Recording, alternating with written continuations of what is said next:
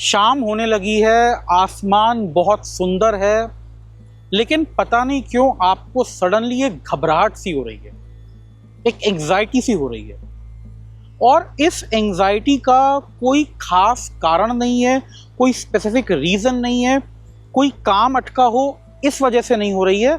ये बस दिन ढलते ही एक एंग्जाइटी हो रही है। अगर आपने ऐसा फील किया है तो आप अकेले नहीं हैं। इसे कहते हैं सनसेट एंग्जाइटी। ये आपके किसी काम पूरे होने से, ना होने से, किसी इवेंट से रिलेटेड नहीं है। ये सिर्फ एक इवेंट से रिलेटेड है और वो है कि शाम हो रही है। ये एक फॉर्मली डायग्नोस्ड कंडीशन तो नहीं है, लेकिन सनसेट एंग्जाइटी बहुत लोग एक्सपीरियंस करते हैं। इसके अलग अलग कारण माने जाते हैं। कारण में से कुछ मेन कारण ये है कि देखिए क्या है ना, जो सनसेट है वो दिन का एंड दर्शाता है, एक कल्मिनेशन है, एक टर्मिनेशन है। जब दिन पूरा होने लगता है तो हमारा दिमाग कैलकुलेशन करता है कि आज का दिन हमारा कैसा रहा, हमने क्या किया, क्या काम नहीं कर पाए।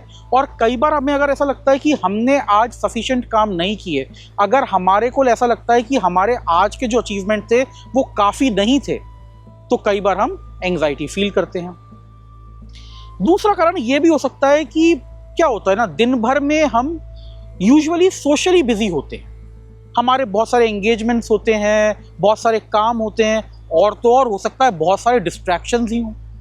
शाम आते आते डिस्ट्रैक्शंस थोड़े कम हो जाते हैं, लोग हमारे आसपास से हट जाते हैं, हम थोड़ा सा अकेले हो जाते हैं। और कई बार डिस्ट्रैक्शंस का हटना, हमारा अकेले होना हमें कंफर्ट करने की बजाय हमें घबराहट देता है, हमारे में डर आता है।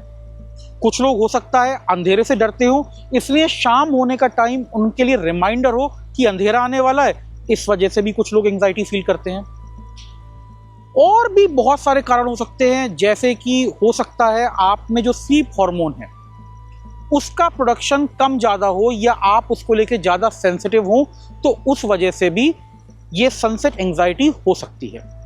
कुल मिला के अगर आपने ऐसा फील किया है, आप अकेले नहीं हैं, और अच्छी बात यह है इसको मैनेज किया जा सकता है। देखिए, अगर तो आपको इस बात से डर लग रहा है कि आज का दिन मेरा कैसा गया, मेरे काम छूट गए, अधूरे रह गए, तो आप एक काम कीजिए, आप एक जर्नल मेंटेन करना शुरू कीजिए।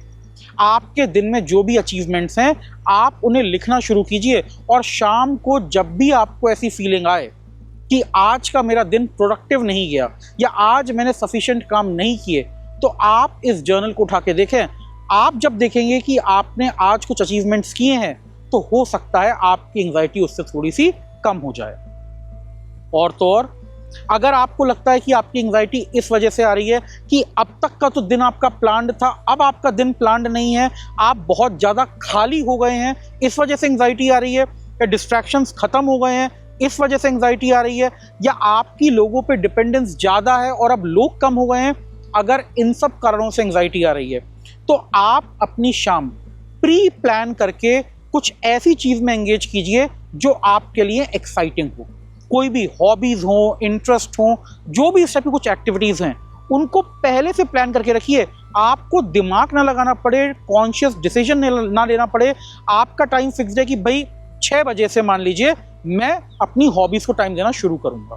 क्योंकि एक बार जो ये ट्रांजिशन का टाइम है ना, अगर ये टाइम निकल गया तो आपकी एंग्जाइटी कम हो जाएगी, या हो सकता है ख़त्म हो जाए, और आप इस लो फीलिंग से, इस डिप्रेसिंग फीलिंग से बच सकते हैं। सनसेट एंग्जाइटी को लाइटली मत लीजिएगा। इसमें कई बार हॉलोनेस की फीलिंग आती है, कई बार ऐसी फीलिंग आती है कि हम बिल्कुल अकेले हैं, अनवर्दी हैं, या ये फुल ब्लोन पैनिक अटैक भी हो सकता है। इनफैक्ट कभी मसल टाइटनेस या फिजिकल सिम्टम्स भी आप फील कर सकते हैं, जैसे racing heart. The point is, आप अंडरस्टैंड करें कि ये एंग्जाइटी किस तरह की है, और उसके बाद इसकी हम रेमेडी कर सकते हैं।